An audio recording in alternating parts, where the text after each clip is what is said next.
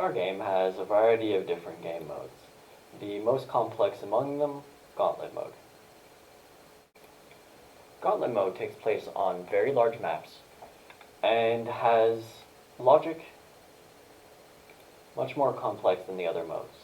It breaks it down into stages. Each stage you fight waves of enemies and also triggers events such as volcanoes exploding, doors opening, elevators moving, can also occur. So I made a tool to allow the designer to be able to quickly make these modes. So we go into our Galactic Thunder menu, Game Mode Maker, and Stage Mode. The editor window first tells you to open a map. So we click Open Map. It gives us a list of maps we can open. The designer can even add maps to add them as favorites for quick access. Once the map's open, this window will change now. If we were to back out of the prefab, it changes back to prevent data corruption of trying to edit something that's not open. So we end up here in our Stage Maker. Now, there are various of different tabs here. First is Settings, and in Settings we can set the name, so the proper name. This name will be saved in a localizable file and copy-pasted into multiple languages and localized. Same with Description. We can select a custom image for it to appear in the menu system. If not, it will use the name of the prefab. It's going to find an image that has the same name. We can set tags. These tags, if we set them, this is more for other game modes, but when we set these tags, you can then use filters to search for specific maps. We can say what players are enabled, and we can set the card production map. So we can say that the card is only visible locally to us in editor, in the alpha, in the experimental build on Steam, in the playtest build on Steam, or on production. Whichever one we choose, this map will only appear in those builds. So when I click player settings, then some zones become visible. That's because these are player spawn zones. So we can drag and drop this one into here, and now the player, when the map first begins, this is their initial spawn zone. We set the lives that they have, and we set what items. Here, the items are split into rows.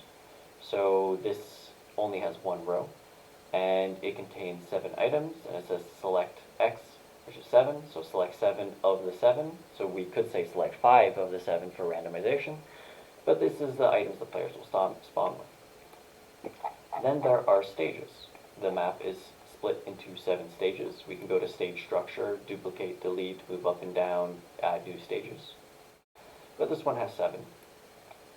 A stage has 4 important tabs: stage actions, player settings, general items, and stage settings. So stage actions is the most complex. When I click stage actions, zones become visible. These zones always exist here. But by toggling their visibility with the tool, we don't overly bloat what the designer needs to look at. So it works like a queue of actions. These are the actions that occur. First, it will initialize item arrows, so this is calling a function.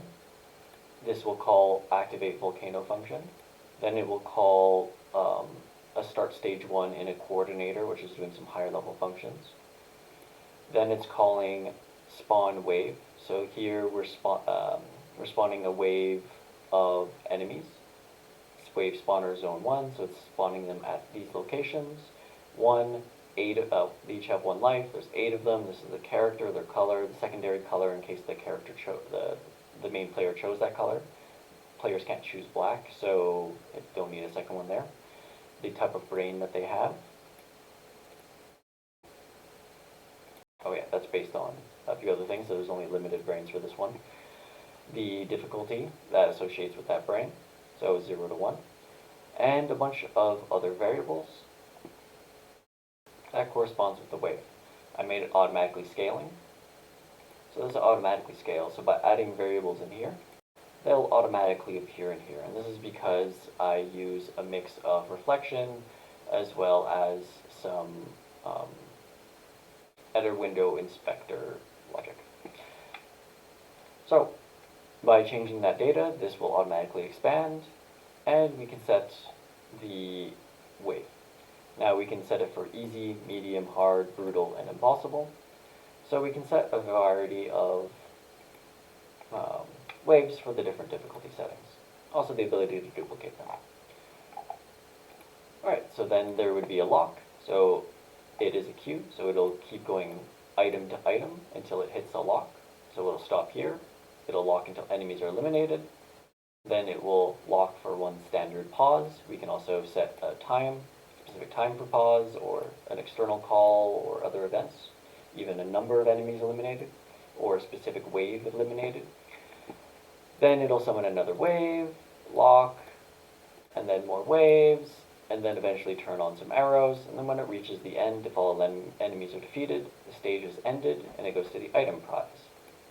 So the item prize, you'll be given an item after defeating a stage, and the designer, they just need to set these zones, and then drag and drop and link them, and then they can set what items spawn at what locations. They can even double a zone and put 2 items there, so it'll just randomly choose one. So these are the stage, and you can add additional stage actions, waves, locks, external functions, cinematic cameras, text pop-ups, droids, forcefully kill functions, and functions that are specifically related to difficulty. The player settings is where the player spawns. So for this stage, they will spawn here. And then we have an option use previous. So this means that when the player dies during this stage, they will use items that they got, the items that they spawned with in the previous stage, in this case, the initial. If we turn that off, we can override and set what items the player will spawn with if they die during this stage, and then in a future stage we can override it and continue onwards. By default, use previous is on, so that way the designer doesn't have to, for every single stage, reset the values. General items are the items that spawn in the map itself, and they follow very similar logic, so you can activate them or not, and override from previous stages. The item spawns have time between spawns, max items max items in scene per zone. So one of these zones will spawn items. And sorry, 2. Yeah, so this one spawns an assault rifle every 15 to 20 seconds, but there can only be one item in the scene belonging to the zone. So after the player picks it up, the timer will reset. Even for spawn attempts in case it's blocked, and so on. Now, for some zones have multiple zones associated with them. When it detects that, it provides additional options. These additional options are things like item selection mode. Sorry, they all have that actually. We go here and add at least 2 items. Well, then item selection mode, random or sequential. I hide options when they're not needed because that confuses the designer otherwise. Why bloat? So here there's 2 zones, and that allows us to have a zone selection mode. So we can say simultaneous, so it'll summon items in both zones at the same time. Sequential, it'll take turns. Or random, it'll randomly select one. On top of that, we have the option for unique timer per zone. When this is on, it treats each zone as its own unique instance. So for the max items per zone, well, that was already like that, but the selection, the timers, so these 2 timers can desync as they will be treated as individual zones instead. Stage settings is simply, at the moment, just the pop-up text when the stage begins, but we could add more. Alright, so that makes up the front-facing editor window tool for the most part. We can go to any stage we want, we can overwrite what the player spawns with during that stage, and from this we have basically made a small mini campaign map. There are some other quality of life feature things I added, such as level prefabs. If you click here, then there is shortcut keys that just bring you to things like barrels, volcanoes, wind zones, doors, and so on, so we can just quickly jump to those areas. Also added an info panel page, and basically it allows for the designer, if ever they run into bugs, to take a quick look at this and see why. Right, I also have a save validation system. So when you go to save, there are situations that can cause errors in the save, such as deleting zones after they were linked, etc., etc. So basically, if the save validation system fails, it will give messages and let you know, but also there's some additional information here. So I find this is useful and important too, because months down the line, even if I explain it, or even if I write it down for myself, months later down the line, I will forget some of the features that I built or made. So I like this system for that. And of course, all of this was made to be scalable, so all of these pages are pages that can be reused. There's multiple components. We saw this also appear over here, so I try to ensure I build as many reusable things as possible. See, the player spawn zone and the item spawn zones are all still treated like numeric zones.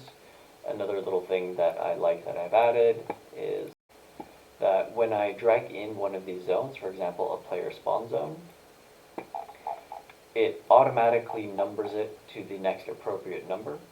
And this is done through a system of enable and await, so it's some special editor logic that can detect that an object has been built for the first time. And then it goes through my GUID map system, finds out that